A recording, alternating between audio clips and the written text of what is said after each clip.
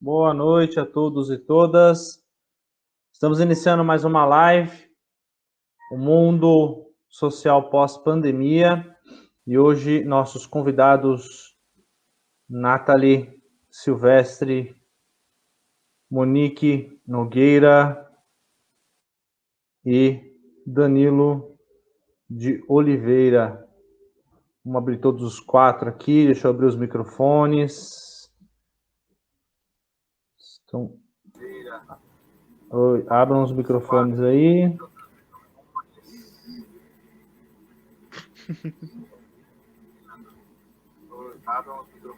Monique, o seu microfone não está abrindo.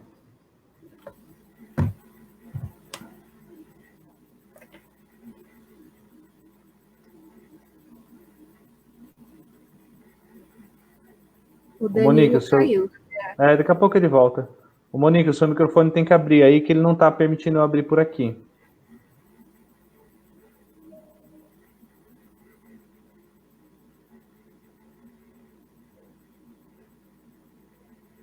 Bom, eu vou...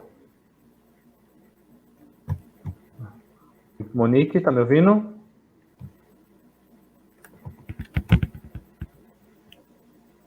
Monique?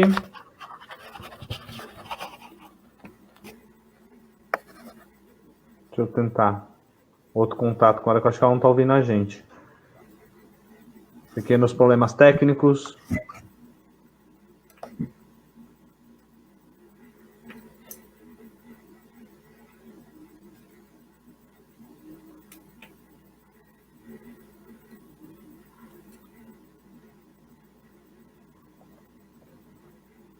Vamos ver se ela consegue. Danilo, tá ouvindo? Danilo, tá ouvindo? Tá? Monique, seu microfone ele não está aberto para nós. A gente não está te ouvindo. A gente precisa que você abra o microfone.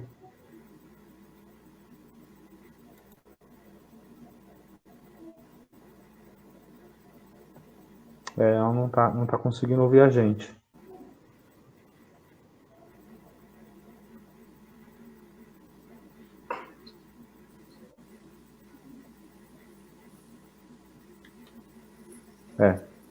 Bom, eu vou começando aqui a fazer minha fala inicial. Enquanto o Danilo vai falando, aí eu tento entrar em contato com a... abriu, agora sim. Bom, vamos lá. Vamos começar nossa live oficialmente agora. Pequenos problemas técnicos de início, então esses são os nossos convidados de hoje. O nosso tema de hoje é sobre arquétipos e rede social interna, né? Então, aquelas construções que habitam lá o inconsciente coletivo, que a gente chama de arquétipo. Eu vou fazer uma fala inicial, peço licença aos meus colegas, já eu chamo eles, para eles poderem também fazer as suas falas, para depois a gente ir para a pergunta, assim como foi a nossa última live, né? Quem quiser ir fazendo comentário, pode fazer comentário, a gente recebe os comentários aqui e as perguntas serão respondidas ao final, tá bom? Sejam todos bem-vindos e bem-vindas, inclusive os nossos queridos convidados aí, tá bom? Já falo com eles, a gente já fala com eles mais um pouquinho. Bom, vamos lá. Arquétipos. Segundo Cloninger, arquétipos são unidades básicas do inconsciente coletivo e funcionam como instintos psíquicos que nos predispõem vivenciar o mundo de certas maneiras universais ou coletivas. Na verdade, essa live ela tem o objetivo de pensar o mundo pós-moderno e as suas transformações, as suas modificações com este evento da pandemia. E como nós já sabemos, nós falamos até na última live sobre a questão do desenvolvimento social dentro das estruturas de uma sociedade patriarcal. Eu gostaria de trazer um pouco mais dessa história e relembrar também que na verdade, o patriarcalismo ele não é a base da estrutura social nossa. A nossa estrutura social ela tomou início na estrutura do matriarcalismo, ou seja, daquilo que era construído a partir do espectro da mãe, né, ou da maternidade, do materno. Somente posteriormente é que o patriarcalismo tomou a vastidão e a potência que tomou. Inicialmente, as primeiras culturas, toda a estrutura de desenvolvimento e entendimento social era feita a partir dessa participação coletiva dentro da tribo, né? As funções eram divididas quase que igualmente, os homens caçavam assim como as mulheres, os homens criavam seus filhos assim como as mulheres, e a proposta até de comuna ou de comunidade era bem funcional na época, com o apoio de toda a tribo ou a comunidade na criação dos seus herdeiros, dos seus filhos, etc. Somente posterior é que vem se estruturando aos poucos o poder do patriarcalismo. E o que é o patriarcalismo? O patriarcalismo é a ideia do mundo enquanto força, enquanto estrutura rígida e séria dentro da sua formação, digamos assim, da sua organização até. Tanto que das estruturas gregas para cá, a grande maioria do homem junto aos poderes políticos, etc., é muito mais evidente. A mulher mesmo só tem uma participação dentro da constituição da sociedade posterior ao século XX. Né? Até o século XIX, a mulher ainda não era muito vista, apesar de terem mulheres evidentemente importantes antes disso.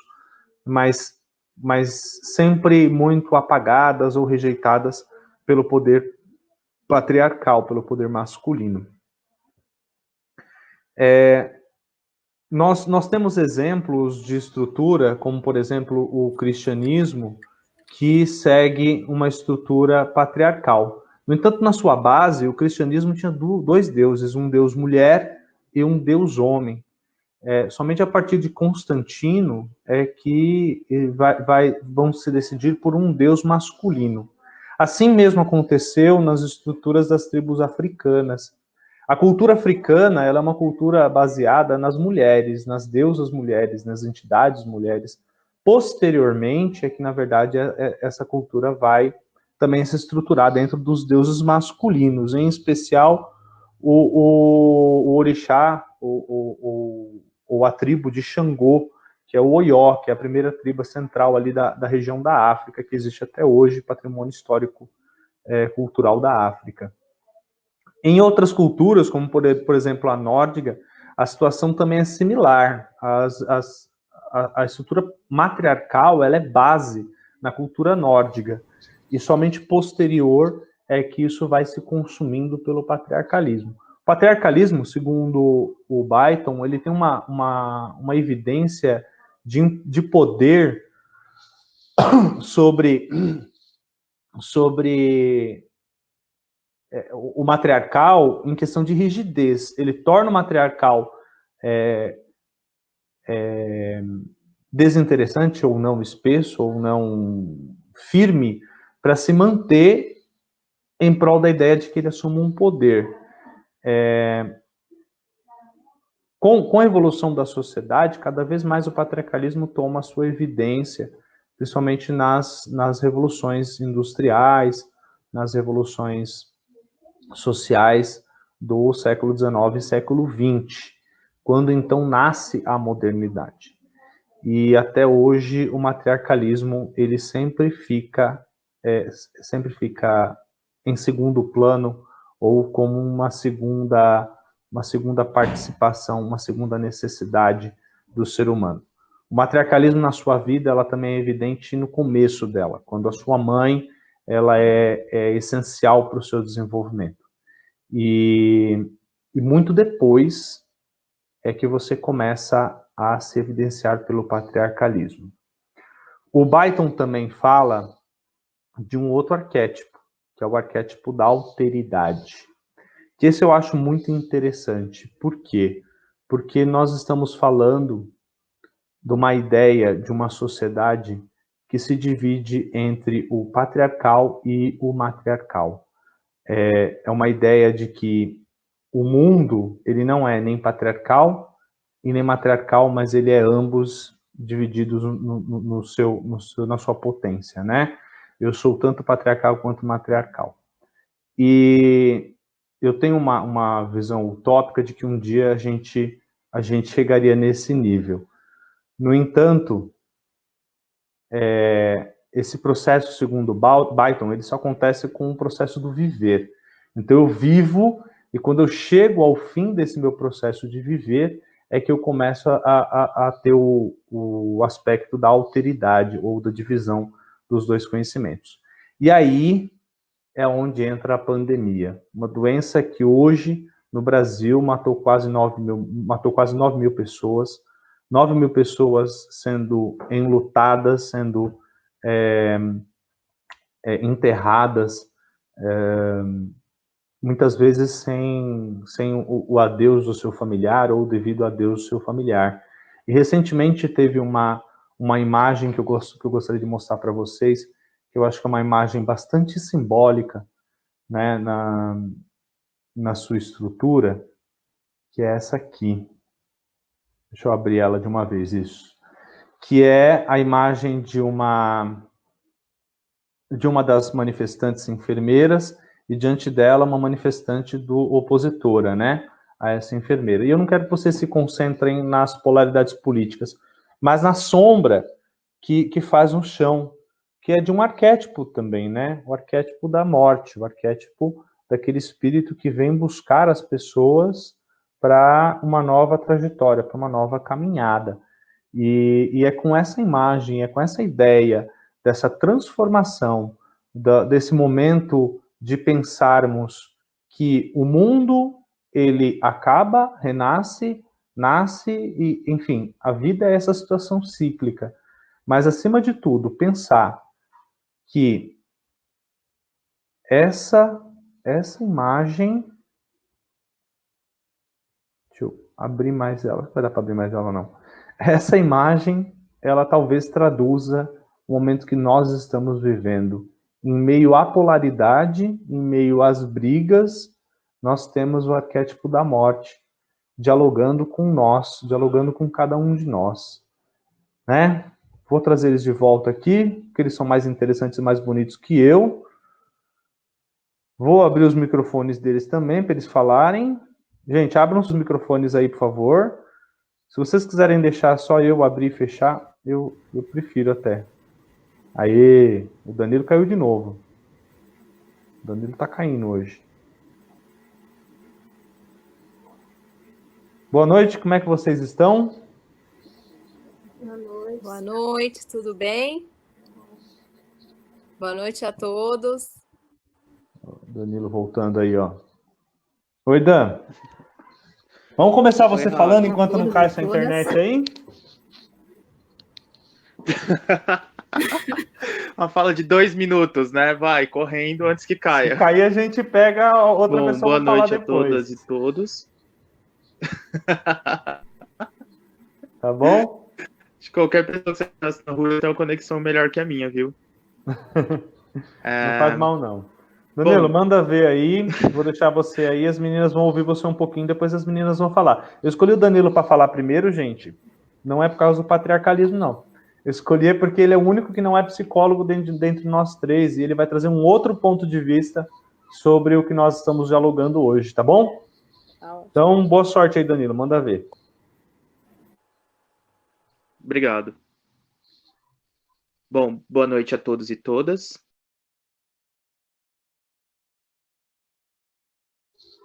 Caiu já. Só deu boa noite e já caiu. Faz parte, a internet é isso aí, né, gente? Danilo caiu de novo. Vamos então passar a palavra para a Nathalie. Opa, peraí, tá voltando. Aí, Danilo? Quase desisti.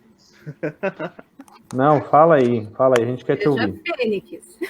Acho que o mundo não quer me ouvir. O mundo não está pronto para me ouvir. Não, o mundo está pronto para te ouvir, sim. Vamos lá, vai lá, Danilo. Eu espero que fique um tempo essa conexão agora. Bom, eu sou aluno de filosofia e também sou professor e ator. Quando recebi esse convite para falar sobre os arquétipos na pós-pandemia, eu comecei a pensar, bom, primeiro a gente tem que entender o momento que nós estamos, porque segundo uma das definições de arquétipos que eu encontrei, o arquétipo ele não seria uma ideia inata, ele não é algo que é igual e inerente a todos os humanos, mas é uma possibilidade herdada que vai se traduzir em imagens a partir da nossa interação com o ambiente, ou seja, a gente tem traços coletivos de impulsos inconscientes que nos conectam enquanto humanos, mas eles só são no mundo a partir da nossa interação com ele, a partir das nossas experiências, e por isso nós não somos todos iguais, nossos impulsos são diferentes. E para isso a gente precisa entender que momento histórico nós estamos, que tipo de relação as pessoas estão tendo com a sociedade. Bom, primeiro que eu acho que nós estamos num momento histórico que é bem difícil fazer um paralelo de humanidade como um todo, porque parece que existem humanidades. É um momento onde a interação com o mundo, principalmente no que tange o acesso à tecnologia e à idade, faz com que algumas pessoas, o grupo mais jovem, tenha uma interação diferente com o mundo, com as informações, com as possibilidades. A internet traz esse rompimento e parece que geram duas humanidades no mesmo espaço, no mesmo tempo. Por exemplo, mesmo com a revolução da TV, ainda existia um certo aspecto coletivo, o acesso ainda era mais conjunto. Quando chega na internet, isso fica mais individualizado. E quem consegue ter melhor acesso tem uma formação subjetiva diferente. Então, o aspecto arquetipiano vai agir de forma diferente. E, além disso, a gente está num momento social que um filósofo sul-coreano, ele se chama Byung-Chul Man, espero ter falado certo, nesse livro aqui, se chama A Sociedade do Cansaço. Ele vai trazer um panorama muito interessante sobre a depressão e as relações políticas e sociais. Por quê? Para ele, diferente da chamada sociedade, deixa eu só pegar aqui o nome para não falar besteira. Diferente da sociedade disciplinar que o Foucault colocava, onde o outro te oprimia, onde a sua opressão vinha da vigilância e a sua opressão vinha do outro, agora a gente vive o que ele vai chamar de uma sociedade do desempenho, onde nós mesmos nos oprimimos porque a gente vive num momento histórico onde parece que nós podemos fazer tudo, onde tudo parece possível e onde o culpado de tudo já é só você mesmo. Você já não tem mais a opressão do outro, você não tem algo que te impeça. Tudo é culpa sua. E quando tudo é culpa sua, todas as frustrações do mundo recaem sobre você mesmo. E nessa imensa possibilidade de escolhas, nós somos os grandes responsáveis pelo nosso próprio sofrimento. Ele vai dizer que a depressão é como se fosse uma implosão subjetiva. É quando você não aguenta a própria realidade e você implode pelo excesso. E acho que isso é uma coisa muito interessante de ser colocada. Deixa eu só me ajeitar aqui, tô todo torto. Não achei um lugar melhor para falar.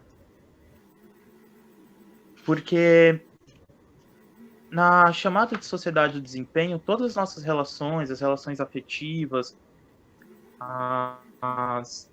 elas acabam sendo traduzidas em linguagem de desempenho. Do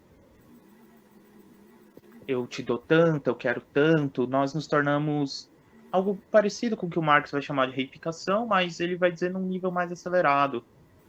até com as redes sociais, Instagram, você tem que ser produtivo o tempo todo, você tem que postar alguma coisa interessante o tempo todo, você tem que ser um corpo interessante, você tem que ser uma mente interessante, você tem que ter todos os... Caiu a internet dele, caiu a Monique também. Vamos só aguardar um pouquinho, ver se ele retorna. Voltou. Gente, hoje a internet tá ruim. A Nathalie também falou que a dela também tava ruim. Danilo, voltou? Oi, voltei. Oi. Então vai lá, continua aí sua fala. Obrigado. Tô ficando triste com essa internet. Bom, tentando lembrar onde eu tava. Mas eu tava falando dessa superprodução a partir do eu, né? Então a gente tem que conhecer todas as séries da Netflix, a gente tem que... E com isso, nós nos tornamos nosso próprio carrasco e de uma forma muito intensa. Nós nos castigamos muito. O Jung, ele traz algumas ideias de arquétipos, né? E há de se pensar que atualmente a nossa interação com o mundo é muito diversa e muito opressiva. Há uma falência da crença de um futuro possível melhor, uma descrença total ou quase total em ideias de coletividade, na política como um todo. E o Byung-Chul Han, ele vai falar que essa sociedade ela não é marcada pelas doenças biológicas, mas pelas doenças da própria mente. Porém, chega nesse momento, então, onde nós temos essa pandemia que nos isola. E quando faz isso, ela ela parece aumentar essa nossa frustração, porque a gente não está conseguindo exercitar as nossas tarefas cotidianas. E mesmo assim, continuamos nos cobrando por essa pretensa produtividade, por querermos. Mesmo durante a pandemia, a gente quer ser interessante, a gente quer ter assunto, a gente quer ver muitos filmes, a gente quer produzir, quer ganhar dinheiro. E esse nível de insatisfação, esse gasto de energia mental vai se elevando cada vez mais. Eu acredito que quando tudo isso passar, e espero que passe, as reações em nível coletivo, vão ser diferentes entre as gerações que têm um acesso mais direto com a internet, com a tecnologia, e quem não tem. Porém, dentre esses dois universos, vão haver reações coletivas que vão envolver, em grande medida, não digo só sintomas, mas talvez casos muito grandes de ansiedade, de depressão. Há um desgaste muito grande da própria imagem do eu, e eu acredito que a grande tarefa do mundo pós-pandemia, que já deveria, já era antes, mas vai se intensificar, vai ser buscar restabelecer uma mínima condição de saúde mental coletiva, porque o que já estava muito difícil vai ficar muito pior, e muito devido à nossa própria incapacidade de aceitar as limitações que os momentos da vida impõem para gente. Eu acredito que para introduzir eu acho que é isso por enquanto. Muito bem, Dan, valeu. Vamos abrir aqui.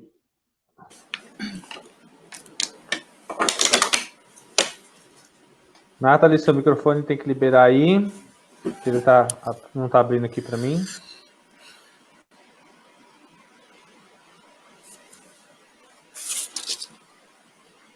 Nathalie?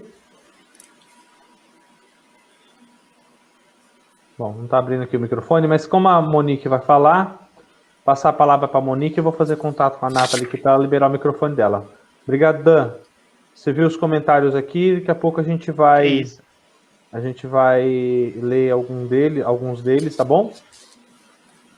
Aí a gente para poder Sim, eu já vi aqui algumas coisas. Se o pessoal quiser perguntando, pode ir perguntando aqui do lado, a gente vai chegando pra gente aqui do lado dos comentários, e aí a gente vai jogando depois de todo mundo fazer a introdução, tá bom? Tá. Vamos lá. Monique, a palavra é sua. Boa noite a todos. Sou psicóloga clínica, tenho especialização em psicologia hospitalar, sou psico-oncologista, tenho especialização em luto e na abordagem junguiana.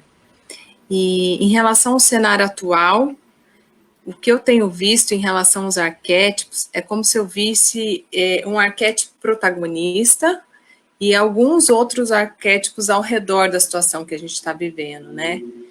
Então, o principal arquétipo que eu vejo quando eu penso no Covid-19 é a morte. O deus da morte, né? O Thanatos, se a gente está falando de arquétipo, né? Byton também falava desse arquétipo, né? Conforme Javier citou já o Byton no início dessa live. Ele é protagonista, é como se, quando eu vejo e penso no Covid-19, a primeira coisa que me vem em mente é a morte, essa doença como a personificação da morte, né, símbolo da morte. E quando eu falo de morte, eu não penso só na morte concreta, eu penso também na morte simbólica, porque muitas pessoas estão vivendo isso e estão perdendo a vida literalmente, concretamente, mas outras pessoas estão perdendo outras coisas, estão perdendo a questão financeira, estão perdendo a paz, estão perdendo a saúde mental, perdendo a saúde física. Então, assim, olhar a morte como algo não só concreto, mas simbólico. E isso está sendo exposto de uma maneira que, pessoalmente, né, eu tenho quase 40 anos, eu nunca vi tanto essa exposição desde que eu estou viva, no sentido que a gente liga a TV, a gente vê algumas imagens aí, né, de cemitério, de covas, coisas que não apareciam tanto antes nessa frequência. Então, o ser humano, que muitas pessoas não gostavam de pensar sobre, falar sobre a morte, de repente, o que está acontecendo agora faz todo mundo olhar para isso, né, não tem como fugir muito, mesmo quem não assiste TV, sabe dessa questão de quando vai sair na rua, tem que sair com máscara, por que tem que sair com máscara, por que está isolado também de uma vida anterior, então quando a gente pensa na morte simbólica, é daquela vida antes, né, da vida antes de março, que a gente podia sair, fazer o que queria, e agora não pode mais. Então esse arquétipo fica muito forte, né, e a questão da morte é uma coisa que desestrutura o ser humano, ele desestrutura, ninguém está preparado para a morte, você pode, às vezes, ter um familiar no hospital e você vai tentando fazer um luto antecipatório, mas na hora que aquilo acontece, você não sabe como vai ser, como é lidar com a morte. E essa doença está trazendo tudo isso para a gente, de olhar para isso, de lembrar e saber que a finitude, ela existe, a gente está caminhando para isso, né, e dessa desestrutura não só psicológica, física, muitas pessoas sentem o sintoma físico, né, da questão do coração bater mais forte, da questão cognitiva, então é um desafio aí para a humanidade, e acho até importante que na sua próxima live você vai falar da questão do luto, porque como eu vejo como arquétipo principal a morte, eu acho que o que vem depois da pandemia é um grande luto para a humanidade, né? Tem um luto coletivo que nós vamos enfrentar, mas também tem os lutos pessoais, né? Que é aquela coisa, eu perdi emprego, eu perdi alguma coisa muito pessoal, perdi pessoas, então o que eu vejo pela frente é essa questão do luto, que vai ser bem forte aí para a gente estruturar depois. Alguns outros arquétipos importantes que eu acho importante falar, relacionados a isso também, é o psicopombo, que é o mensageiro das almas, é o mensageiro que faz o trajeto. A gente tem aí os agentes funerários, né, aparecendo bastante agora, o trabalho deles, a maneira como eles estão trabalhando. Se a gente pensa que Thanatos é o filho da noite, essas pessoas estão trabalhando agora, fazendo esse trajeto, né, das pessoas da vida para a morte. Então, eles ainda estão fazendo muitos enterros à noite. Então, eu vejo esse arquétipo também como nunca vi, numa intensidade maior por conta do Covid-19, desse psicopombo, né, dele estar fazendo sendo esse mensageiro dessas pessoas da vida, né, dos hospitais para o cemitério. Outros dois arquétipos que eu gostaria de falar do curador ferido, né? As pessoas que trabalham na saúde têm de ter, né? A pessoa que escolheu essa profissão de alma. Eu acho que tem no DNA dela essa coisa do curador ferido. E ele sabe trabalhar com a dor porque ele já teve a dor. Então ele sabe aonde que ele está mexendo, né? Que é algo muito sagrado, né? Cuidar da dor do outro. Então, para você aguentar isso, sustentar isso por longo tempo na sua vida, é alguém que sabe o que é dor. Então, tem essa coisa do curador ferido, desses médicos, desses enfermeiros que estão sobrevivendo isso, e ao mesmo tempo, eles entram com o arquétipo do herói, que o herói é aquele que é o guerreiro, né? Que vai para a guerra, ou ele morre, ou ele vai viver, ele vai passar dali, de alguma maneira vai ter alguma morte, simbólica ou não, mas é aquele que vai para a guerra e essas pessoas estão indo para a guerra, né? Os enfermeiros, as pessoas da saúde em geral, tem muitos atos aí heróicos no meio de tudo isso. Mas tem morte no meio de tudo isso também, muita morte simbólica, porque mesmo um médico, quando tem o Covid e ele sobrevive, ele entende dessa dor, né? Ele vai estar exposto àquela dor lá e ele sabe o que é ela. Então, ao mesmo tempo, por isso que eu coloquei esses dois mitos, que eles estão juntos, não necessariamente, né? Quem está constelando ali o curador ferido é o herói, mas eu vejo na sociedade. E vejo também até a questão do mito do herói. Todas as pessoas que estão seguindo, que estão se cuidando em casa, fazendo isolamento, eu vejo como se fosse, né? Elas estão no refúgio do herói. Elas, de alguma maneira, elas estão ligadas nessa questão da pulsão de vida, que Freud também falava, e elas estão cumprindo isolamento, tem pessoas que estão 40 dias sozinhas em casa, porque elas estão conectadas com essa energia de vida, que quer promover vida. E não deixa de ser um ato heróico as pessoas que estão seguindo essa questão do isolamento, que a gente está pedindo tanto, porque isso preserva a vida de outras pessoas também. Então, isso também está me chamando a atenção, a questão do herói. E acho que esse mito, esses mitos, né, sempre exigem uma transformação. E isso ocorre, né? Porque a pessoa, você escuta os relatos das pessoas que estão no hospital, até as imagens de quem sobrevive ao Covid, as pessoas estão dando palmas, a pessoa que sai do hospital hoje está recebendo palmas por aquilo, é uma vitória, ela lutou por algo, ela continuou, ela conseguiu sair daquilo. Então, vejo isso como algo que me chama muita atenção, por isso que eu quis colocar um pouquinho de luz sobre isso. Essas questões que estão aparecendo também, falsificação de álcool e gel, roubo de máscara, você vê a questão do arquétipo do aproveitador, do explorador, aparecendo em meio a tudo isso, em meio à dor. Então, você vê que tem gente caminhando para a luz, que está buscando a pulsão de vida, ajudar os outros, e tem pessoas caminhando na pulsão de morte, né? Não querem respeitar a questão do isolamento, não estão preocupados em se cuidar, ou cuidar da imunidade, cuidar de si mesmo ou dos seus parentes, e aparecem essas coisas paralelas, né, ao principal da morte, que é essa questão do outro arquétipo que eu observo, dos roubos que continuam aí, que aparecem, das pessoas estarem falsificando coisas, roubando equipamentos de hospital. Então, esse arquétipo do explorador, ele, você vê que, por isso que acho que até no início da live alguém falou, é verdade, a gente não pode achar que tudo vai ser iluminado, que todas as pessoas vão se transformar por causa disso, porque tem gente que realmente continua com aquela outra energia de antes, que não está conectada com a humanidade, com esse momento que a gente está passando, né? Então, isso não mudou muito. E acho que é esses principais arquétipos que eu queria falar.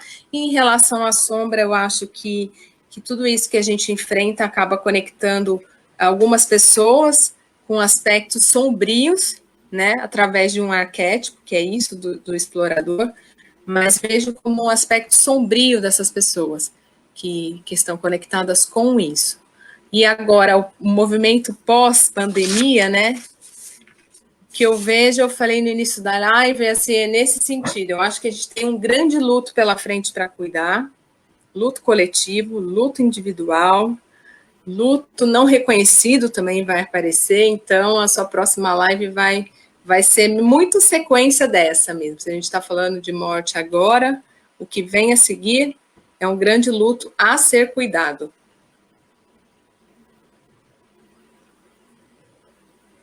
Muito bom. Deixa eu abrir todo mundo aqui. Muito bom. Obrigado, Monique.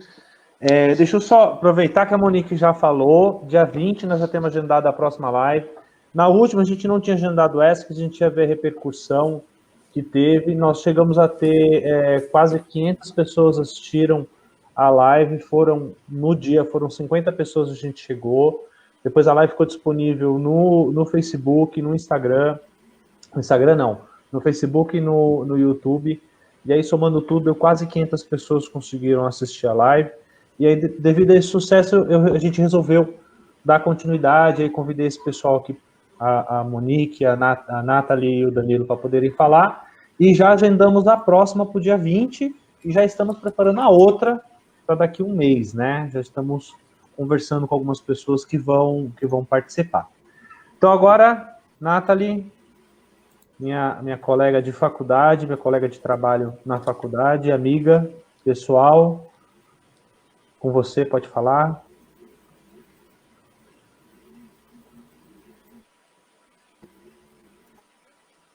Nathalie? Boa noite a todos e a todas. Eu sou psicóloga, como o Javier mencionou. Atendo aqui em São Bernardo, estou realizando atendimentos online, né, que mudou a nomenclatura, ou essa mudança. Atendo o pessoal aqui no Brasil e no exterior.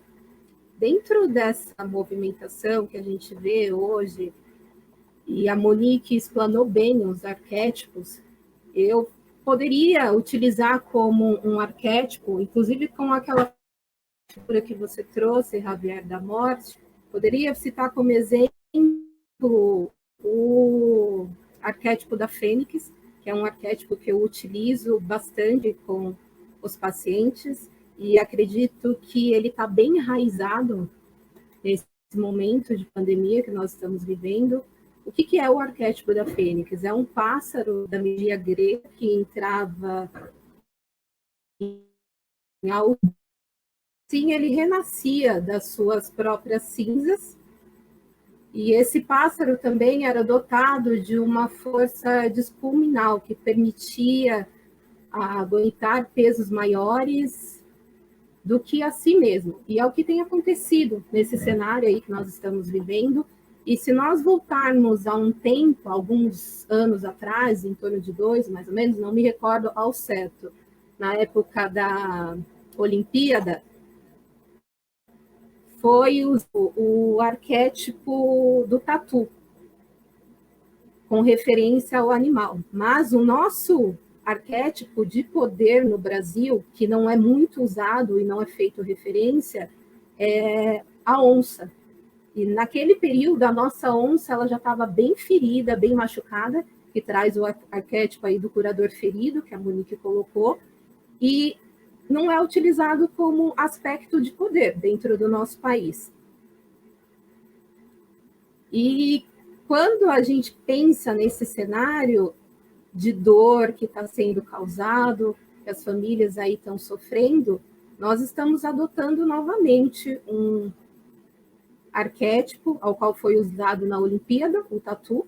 Nós estamos nos escondendo, negligenciando muita coisa, e está sendo enraizado aí e constelado um novo arquétipo dentro da nomenclatura, até mesmo que a Carolina Ruiz usa dentro do livro Arquétipos, Quem é Você?, que passou a ser minha referência dentro de atendimentos, inclusive para trabalhar com a geração Y e Z. Se você for falar de arquétipo para eles, dificilmente eles vão buscar referência dentro da mitologia, como nós fazemos e como foi mencionado. Então, ela trouxe essa nova roupagem, essa nova máscara dos arquétipos, e na minha percepção, dentro desse cenário que a gente está vivendo, que está enraizado aí o curador, o cuidador, cada vez mais o curador, que são os médicos, os enfermeiros que estão aí com toda a coragem, enfrentando uma coisa que é invisível, que ainda não se tem uma vacina, a gente está vivendo na perspectiva do medo, não sabe quando isso vai ter um fim, a gente mantém a esperança e acredita que logo possa passar, e é isso que a gente tenta manter enraizado dentro dos atendimentos, inclusive eu estou fazendo atendimentos voluntariados, dentro da escuta voluntária, e a dor dessas pessoas dói na alma. Eles estão tendo que se afastar dos seus familiares, muitos deles não voltam para casa, estão hospedados em hotéis para preservar a sua família. Enquanto se constela aí o arquétipo da rebeldia, que é o arquétipo aí do explorador, que a Monique colocou, e nessa nova nomenclatura que a Carolina Miss traz, ele entra como o rebelde. Então, são várias situações aí que nos levam a pensar e a refletir quais são os nossos padrões de comportamento e que isso vai nos levar. E qual o movimento aí que a gente está fazendo, sendo que a gente poderia estar criando uma rede aí de apoio, uma rede interna, que é esse nome que levou à live, que foi até uma sugestão, porque é uma volta para si, né? É voltar para si mesmo, passar a enxergar tudo que está acontecendo e tentar acolher o outro da melhor forma possível, respeitando a dor da família, que está todo mundo sofrendo com essa situação, mas mesmo assim, com o egoísmo de muitas pessoas, por não saber lidar. Uma hora é colocada uma informação, ora você tem que ficar em casa, ora você pode. Alguns acabam saindo porque há necessidade mesmo. Então, gera essa dualidade de informações. E fica difícil esse entendimento, tanto para a sociedade. Eu achei bem interessante quando você trouxe aquela figura da morte, me remeteu, me levou a lembranças, até mesmo a trazer o arquétipo do leão. Eu lembro quando eu comecei a atender a minha primeira paciente, ela usava a figura do arquétipo do leão, e ela debruçada na cama e a morte. Então, essa figura me fez resgatar alguns arquétipos aí, inclusive o leão. O leão, ele tem essa força, majestade. Então, vão ser constelados vários arquétipos aí, e após pandemia, a gente vai lidar aí com o arquétipo da morte e a ver como tudo isso pode fazer com que a gente mude as nossas posturas, as nossas atitudes perante a uma sociedade que pode criar aí uma rede de apoio. E principalmente onde está sendo constelado novos arquétipos aí, artista criativo, o intelectual a gente pode usar como referência os pesquisadores que estão aí numa busca incessante por uma vacina, então colocando o seu conhecimento ao favor do mundo, e a gente espera que essa vacina saia, seja possível chegar a uma cura e que isso acabe, e que a gente possa ter momentos de luz, não assim tão momentos tão sombrios. O Danilo trouxe a questão da depressão. A depressão é algo que já é considerado como uma epidemia. Nós estamos no ranking aí em primeiro lugar, estamos chegando com ansiedade em segundo também. Então, quem já sofria dessas patologias acabaram sendo acometidos e ficando mais latente. E lidar com toda essa turbulência de emoções e sentimentos diante dessa situação gera muita dor, que é o que o Jung coloca, né? A dor da alma. Então, cabe a nós respeitarmos essa dor da alma e acolher. Então, a palavra que me remete a essa situação que a gente está vivendo é momentos de compaixão e de solidariedade. Eu acredito que seja isso, Javier. Encerra a minha fala aqui. Ok, Nathalie, obrigado. Bom, gente, vou abrir todo mundo aqui. Agora vamos todos conversar. Tem algumas perguntas, tem algumas falas.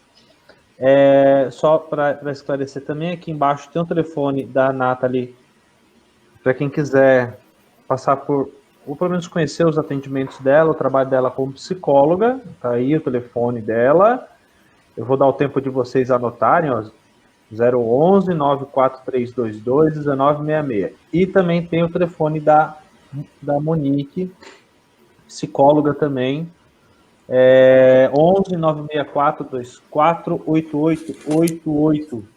Quem quiser também conhecer o trabalho dela como psicóloga, está aí disponível o telefone para vocês anotarem. E o meu telefone está aí, atendimentos online, pelo menos no período de pandemia nós estamos seguindo esse modelo online, 11 99663 0936. Então, quem quiser pode entrar em contato com qualquer um de nós três, nós estamos disponíveis. O Danilo falou que não ia dar o telefone, porque senão a mulherada não ia deixar ele em paz, entendeu? E então, tá aí um irmão aí, do axé, a benção. Vamos lá, vamos continuando. Vou tentar resgatar as perguntas aqui. Gente, vocês podem falar, tá? Não deixa só eu falar, não, que minha voz é horrível no microfone. Aqui. O Danilo, o Vandré, que esteve na live semana passada, ele fez uma colocação muito legal aqui, ó. Ele falou isso, depois ele falou outra coisa, eu vou juntar as duas coisas numa só, tá? Boa noite a todos e todas, né? O xizinho é para ambos os sexos. Só um adendo sobre Foucault. Os sistemas de operação não é considerado apenas externo, oriundo do outro. Ele também é considerado a culpa e a moral carregadas pelas e nas palavras. E ele complementou, lembrando que, para complementar o comentário anterior, a base Foucault é de Nietzsche. Depois ele fez uma pergunta também que eu acho que é cabível. Ele perguntou para Monique aqui. Monique, esse luto... Isso, pode ser representado por uma explosão criativa? Gente, eu sou arte-terapeuta, é evidente que a gente consegue trabalhar a luta através da explosão criativa, mas eu quero usar exatamente a ideia do Nietzsche, né? O Nietzsche era um cara que passou a vida dele inteira beirando a morte, né? E ele, a vida inteira, usou da expressão criativa para poder expressar ou transformar aquela energia que estava dentro dele, berrante dentro dele. E ele usou da arte da poesia, da arte da filosofia para trazer isso para fora. Ele tinha uma técnica que nós utilizamos em arte-terapia, que é a escrita criativa, né? É uma técnica que ele usava, que é aquela que você vai colocando as palavras aleatoriamente e depois você transforma aquilo num texto, né? E então, assim, eu acho que é evidente, eu acho que o André também sabe disso, lógico, né? Mas é evidente que a gente pode usar de artifícios criativos. Aproveitando também, por exemplo, na terça e na quarta-feira, a minha esposa, que é quem manda na casa, ela decidiu fazer uma reforma na sala. Então, assim, a gente raspou parede, passou massa comida, enfim, mudou os móveis de lugar, pintou parede, enfim, uma loucura, né? Só ela para fazer eu fazer essas coisas, eu que sou sedentário, né? Então, assim, esse trabalho manual também, ele também tem uma função nesse período de isolamento, nesse período de se reconstruir esse luto. E como a Monique falou, esse luto ele não é só um luto físico, no sentido de perder um parente, mas também ele pode ser um luto moral, no sentido de eu não entrar em contato com os meus amigos, com os meus familiares e até não estar exercendo minha profissão, entendeu? Porque eu estou afastado, porque eu estou numa férias forçada, porque numas férias forçadas que eu não posso viajar. Então, são 30 dias de férias que minha empresa me deu e eu estou obrigado a ficar em casa. Então, quer dizer, todas essas coisas, você tem uma questão do luto moral aí envolvido também, né? Quem mais quiser falar, pode falar aí, gente. E a questão do luto, até ele comentou da explosão criativa. Como o luto é um processo... Nesse processo, é porque eu ouvi alguém falando, Javier, nesse processo, a pessoa vai passar pela dualidade do luto, né? E nessa dualidade, ele vai intercalar os momentos que ele vai estar mais triste e os momentos de criatividade mesmo, que ele vai estar vinculado com essa tentativa de retomar. Então, no luto é cabível essa dualidade e essa criatividade acontece. Não sei se numa explosão, mas num processo mesmo de intercalar as energias psíquicas, que está tentando restabelecer um equilíbrio da psique, né? Porque ela trabalha sempre a favor do sujeito, ela tenta restabelecer aquele equilíbrio dela de voltar. Danilo, quer falar alguma coisa aí dentro do que ele falou? Acho que eu só queria comentar que o Vandrelli tá certo, né? Quando ele... A minha fala ela ficou meio confusa, até porque minha internet estava caindo, e aí isso junta com nervosismo, né? Quando eu tentei falar do Foucault da Cidade da Obediência, o que eu quis dizer foi o seguinte, pelo menos no meu entendimento, você tinha uma sociedade que a grande novidade era que a figura do chefe, a figura opressiva, ela já não precisava mais estar presente ali para te inibir, por conta de mecanismos que faziam parecer que ele estava ali. No caso, a gente pode pensar hoje nas câmeras que existem em vários lugares, salas que tem aquele vidro que você não vê se a pessoa de fato está dentro ou não da sala, mas ela... Então você não sabe, mas ela pode nem estar lá, mas você tem que se comportar de uma forma, porque se ela tiver, ela pode estar te vendo, porque de dentro para fora ela consegue ver. A grande diferença que o filósofo, o Byung-Chul Han, vai trazer é que a gente está entrando num tempo agora, esse tempo do Uber, da uberização do trabalho como um todo, de que nem existe mais, entre aspas, esse mecanismo, pelo menos não de uma forma aparente. É de fato toda a responsabilidade do mundo é jogada em cima da própria pessoa. A responsabilidade tanto de sucesso quanto de fracasso. E isso vem carregado com uma ideologia, né, de seja seu próprio chefe, empreenda, e isso está ultrapassando a esfera do trabalho e está chegando em esferas pessoais. Quantas pessoas a gente vê vídeos de autoajuda, de aspectos pessoais, familiares, usando termos empresariais. E isso está gerando uma nova forma de encarar o mundo como uma relação de trabalho, uma relação mercantil cada vez mais forte. Não que isso não existisse, porque isso é algo próprio do sistema capitalista, essa mercantilização da vida, mas isso está começando a tomar um novo rumo. E essa culpa colocada em cima da única e propriamente da pessoa começa a fazer com que, na visão desse filósofo, um dos grandes potencializadores da depressão ou de outras questões seja essa ilusão de que a gente pode tudo e de que se a gente não está conseguindo alguma coisa é porque nós falhamos, porque está tudo aí, está tudo disponível, a internet tem tudo, se você não aprendeu algo é porque você é burro, porque tem videoaula aqui, tem alguém explicando ali, e então há uma culpa em excesso. E isso faz com que a gente desgaste muito a nossa energia mental.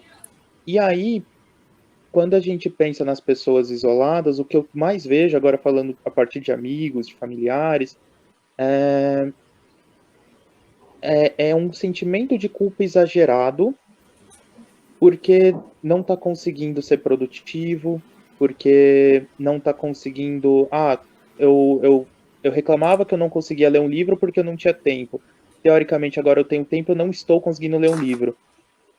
E aí a pessoa começa, então, a jogar essa culpa em cima de si e a reforçar um aspecto negativo que, na minha visão, supondo que o Byung-Chul esteja correto e essa seja uma das causas da depressão, esse esgotamento da nossa energia psíquica, isso está se potencializando cada vez mais, porque agora as pessoas estão fazendo menos, entre aspas, em nível material, em nível de produção, isso falando de forma coletiva, e se cobrando como se cobravam antes da pandemia. E com isso, eu acredito que questões que são de conhecimento de vocês, né, de clínica que já eram latentes e potentes em grande número antes da pandemia, vão acabar se ampliando cada vez mais. O resultado da soma, não só da situação da paralisação, mas dessa ideologia que existe agora, de que se você não está produzindo, se você não está sendo produtivo, se você não está postando fotos no Instagram, se você não está produzindo um livro, se você então, entre aspas, o que não estou dizendo que é isso, mas há um sentimento de inutilidade frente à vida, que para mim anda se ampliando. Acho que é isso. Uhum. Ô, Nathalie, antes de você falar aqui, eu vou aproveitar e ler mais duas aqui, que eu acho que está cabível dentro do que você falou sobre a relação do tatu, do leão e do curador, né? Então, a primeira é essa aqui. Infelizmente, nem todos estão levando o isolamento a sério. E até fazer uma observação, na semana passada, 3 pessoas vieram a óbito por Covid-19 num bairro aqui próximo de mim, e é um bairro da periferia, e a periferia ela continua na sua vida própria. A periferia tem uma vida própria, ela tem um coração batendo, pulsando ali, independente da cidade, né? E aí 3 pessoas vieram a óbito lá nessa periferia, né, nesse bairro aí. E a Ana Carolina também falou assim, deixa eu ler do outro lado ali que é mais fácil. Muitas dessas pessoas que não seguem a quarentena ou que seguem estão ouvindo e vendo várias teorias de conspiração, poderiam falar sobre esses casos como pessoas querem crer que tudo está sendo uma mentira. Fala um pouco, Nath, que depois eu vou fazer uma fala.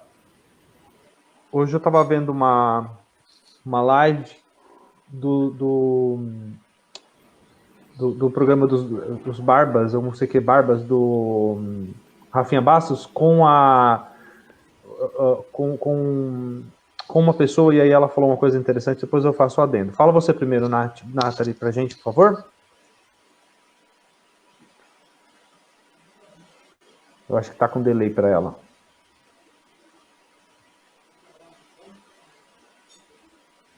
Nathalie, você está aí?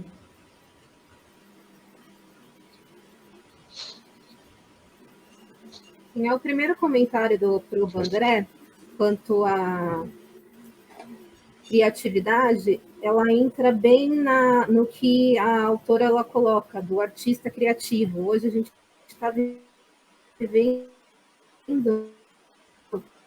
num padrão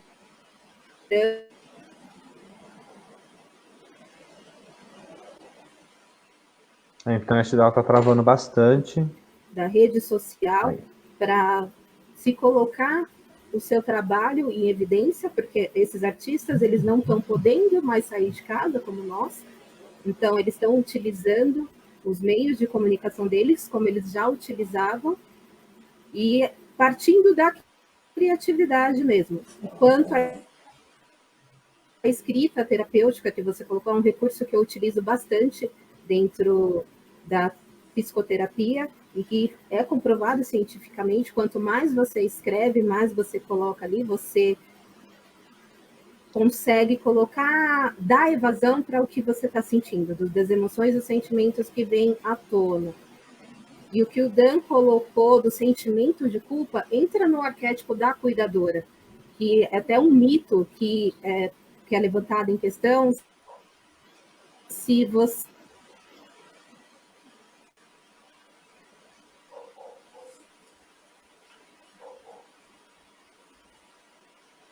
E agora acho que travou de vez a internet dela.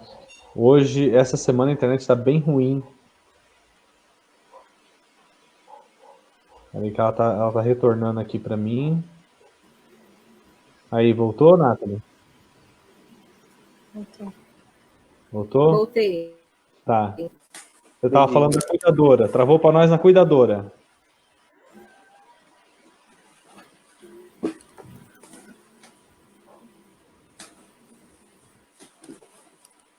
Tá travando a internet dela mesmo.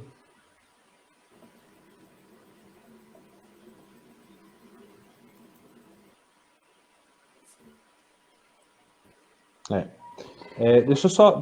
De sermos egoístas, mas é um arquétipo que está sendo utilizado por todos, né? De nós e dos outros. E nem todo mundo consegue. Ele veio num momento de dor a todos e você está se colocando no cuidador. Nem todos conseguem utilizar esse arquétipo como energia psíquica. E, de repente, todos passaram a ser cuidador. Então, desperta essa dualidade mesmo, esse sentimento de culpa, ao qual nós, muitas vezes, não conseguimos lidar. Muito bom. Eu vou colocar mais uma pergunta aqui para a gente poder fechar, porque o nosso horário já passou. Aqui. Somado a tudo isso... Deixa eu abrir. Aí, para todo mundo ler. Somado a tudo isso, não fazer o ritual de enterrar trará muita desorganização psíquica depois? E aí, peraí que tem mais uma aqui da mesma pessoa, da Anitta Ramos. Eu acho que também é cabível. Acostumamos em um mundo consumista, produtividade e opressão. Ficamos totalmente perdidos em um mundo da solidariedade e colaboração e ser desenhado neste novo mundo de existir, esse novo modo de existir. É o ponto que eu acho que até a gente já fecha e já deixa aquele gostinho para a próxima live do dia 20, que vai falar exatamente sobre isso, sobre o que a Nathalie falou agora, né? Dessa coisa do todo mundo virou cuidador, porque eu estou dentro de casa, eu tenho que cuidar dos meus, os meus cuidarem de mim, a minha avó é idosa, não pode sair de casa, eu tenho que comprar as coisas para ela, tarará. Então, assim, vamos fechar a nossa fala aí, eu vou deixar vocês falarem, e depois eu quero colocar um vídeo para vocês assistirem, para a gente poder assistir, não sei se o áudio vai rolar, mas esse vídeo tem uma legenda, porque é uma pessoa norte-americana que gravou e ela fala inglês, então tem a legenda em português embaixo. Tá bom? Então, quem quiser falar sobre, pode falar, gente. Você está aberto aí. Nathalie, quer já começar a falar você? Para não ter perigo da sua internet cair de vez aí?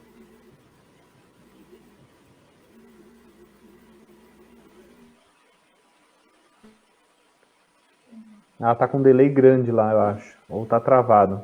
Fala aí, pode falar, o Danilo. Fala um pouquinho pra gente, depois a Monique fala. Tá bom.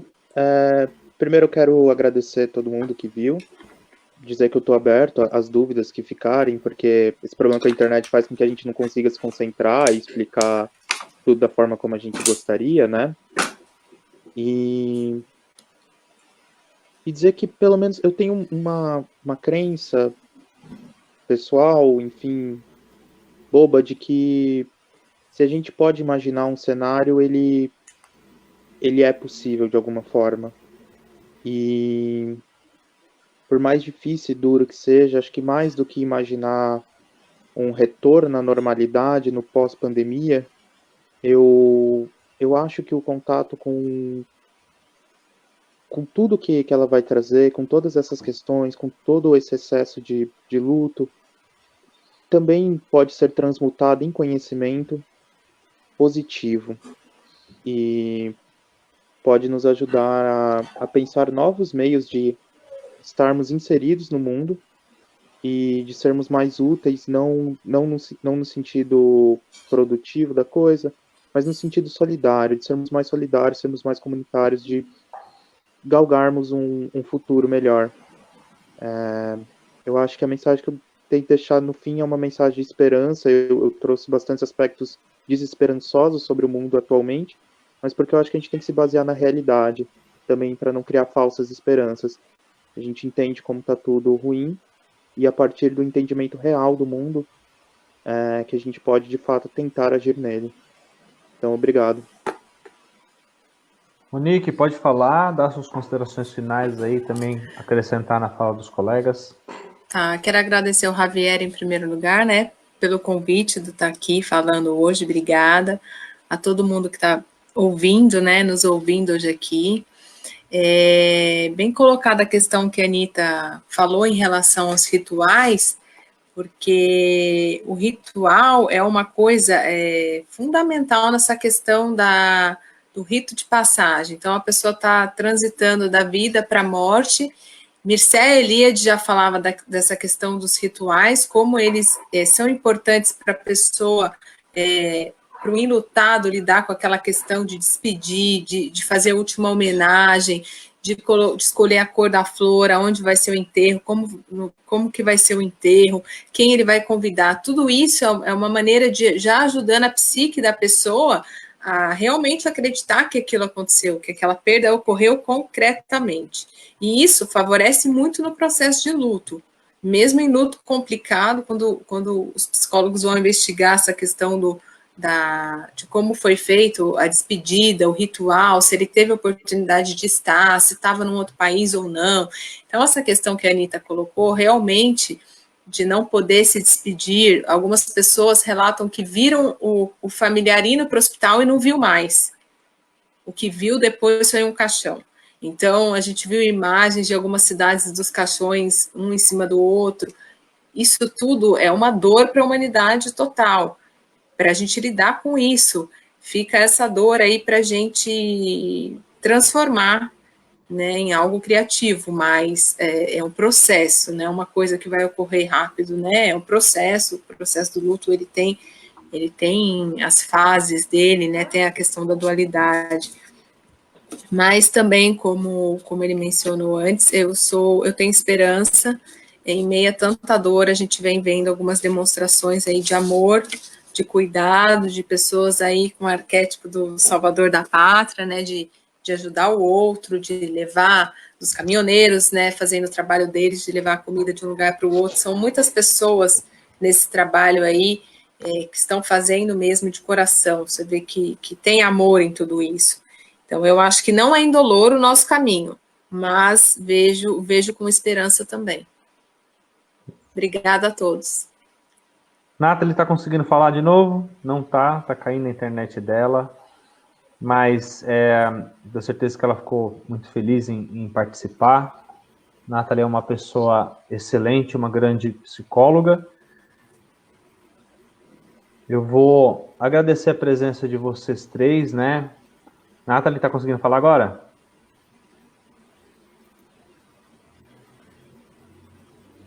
Não sei, tá um delay. Nathalie, se você quiser mandar lá na conversa privada algum texto para a gente poder compartilhar com o pessoal, a gente compartilha aqui sem nenhum problema. Tá? Temos aí, ó. Concordo com a fala do Danilo. Hoje foi falando muito sobre os problemas que a pandemia nos traz, mas acredito que nos trará também coisas positivas, como, por exemplo, um crescimento de nossa compaixão pelo outro. Johanna Munhoz dando parabéns para o pessoal todo aí. Eu vou aproveitar a fala da Rosemeire. Rose, a gente conhece ela como Rose, né? Pessoa uma familiar minha, muito querida. Para incluir aí esse termo ego-sum, é o nome do nosso grupo. É um grupo aberto, não é um grupo fechado. É um grupo onde a gente sempre abre espaço para outros psicólogos falarem, porque, na verdade, ego-sum é um conceito de viver, né? O ego-sum é uma prática de vida proposta pelo Osho, que consiste, na verdade, da energia eu sou, da presença divina eu sou, compreender que existe uma ação, um arquétipo, talvez, não sei, mas uma ação energética inconsciente, que ela nos movimenta para algum lugar, sempre para um lugar de desenvolvimento, para um lugar de crescimento, bem parecida com a proposta do Jung, no sentido da individuação. E o vídeo que eu vou passar para vocês agora no final, fala sobre exatamente isso, né? Fala sobre dar-se luz à parte da escuridão. Estamos vivendo um mundo silencioso, um mundo em que as pessoas não estão falando ou fazendo barulho. Até tiveram umas fotos da NASA muito bonita, com um mundo sem agressões na sua estrutura do planeta, ou até nós estamos vendo mais estrelas no céu por conta da ausência de veículos no período da noite. Conseguimos ouvir animais, cigarras, entre outros insetos, que antes não ouvíamos por conta do nosso barulho no meio da rua, né? Então, assim, estamos vivendo um momento onde o mundo está mais silencioso. E quando o mundo está mais silencioso, nós nos silenciamos mentalmente para nos tornarmos visíveis no sentido inconsciente. A nossa consciência silencia junto. A gente para de ficar nesse movimento de falar e não se ouvir. Não ouvir o que o nosso interior, o nosso íntimo está querendo nos dizer. E essa é uma grande oportunidade que nós temos, como disse a Rose, de olharmos para esse ambiente que está silenciado, que está adoecido, que precisa ser cuidado, que precisa ser tratado.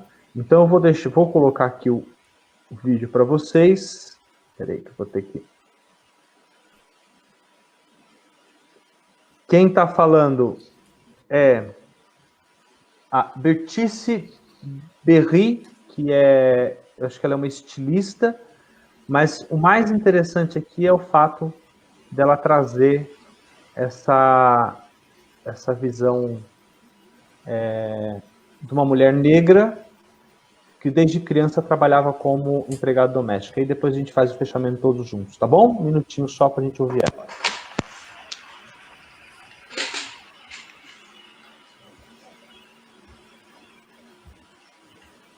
Hi, I'm Dr. Bertice Berry. When I was a girl growing up, I did cleaning work. I did all kinds of cleaning work. I cleaned houses in the morning and on weekends. And in the evenings, I cleaned banks. And I would catch the bus to and from work. And I started this job probably when I was about 12 and continued all the way through high school. And then sometimes in graduate school even. But I would meet these other women who were on the corner. I say other women. I was a girl, they were women. And they would be on the corner with me catching the bus to and from. And I would ask them all kinds of questions about how to clean, what to clean, what's the best way to use this. And they would tell me, because they knew then what the world is finding out now, that cleaning work is essential work. And without good cleaning and sanitation, everybody gets sick. One woman would be off to the side, kind of quiet, and she was always kind of sizing me up. And then one day she pulled me aside and she said, "Little girl, always clean the light." I said, "Ma'am?" She said, "Always take care of the lights." "Ma'am?" She said, "Every house you go in that first hallway, there's always a big chandelier. Nobody's cleaned it.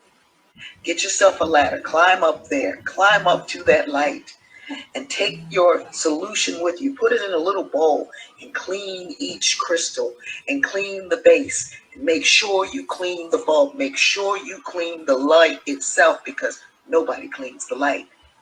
And if you take care of the light, everything shines. Well, I did what she said. The very first time I did it, the woman of the house came out and said, "What did you do? It looks amazing in here." And the husband came in and he said, "Who is this girl? And whoever she is, get her back and make sure you pay her extra." Always take care of the light. That has stayed with me. In my life, I don't do cleaning work anymore for a job, for a living, but I always take care of the light. There's a light inside of each of us that must be nurtured, that must be cared for, that needs to shine brightly. It hasn't been addressed. It hasn't been talked to. It hasn't been loved. Give it the music it wants. Give it the dance it needs. Give it the sunshine it so admires. Give it the stars at night. Your light, that thing about you that shines so brightly that others want to see, needs to be nurtured and loved and cared for. It's been forgotten. We're given this time to really take care of the light. Shine. And when you do, you give others permission to do the same. Don't hide your light somewhere under a bushel or in a corner. Shine your light. Take care of it. Nurture it. Love it. The world needs you to shine. É isso aí. Brilhe. Ou pelo menos deixe-se brilhar, né? Acho que é a grande mensagem que ela passa. Tem vários agradecimentos aqui do lado. Antes de fechar, eu quero pedir aos meus colegas que estiveram na live me ajudar a repetir essa frase da Ego Sum. Eu vou contar até 3 e todo mundo repete. Ego Sum, um conceito de viver para não sobreviver. Tá bom? Tá bom. Vamos lá? Danilo, tá tudo bem? Dá para ouvir? Dá sim. Então vamos lá, vou contar até 3 aqui. 1, 2, 3. Ego Sum, Ego Sum, um conceito de viver de viver para não sobreviver. para não sobreviver. Para não Muito bom. sobreviver. Obrigado a todos. Obrigado, Nathalie, que teve que... Acho que acabou ficando sem internet mesmo. Obrigado, Obrigada. Monique. Obrigado, Danilo. Obrigado ao pessoal que esteve nos ouvindo. Procurando o vídeo do encerramento aqui. Eu não estou achando ele. Olha, vejam só. Bom, não faz mal. Vamos com esse aqui de novo.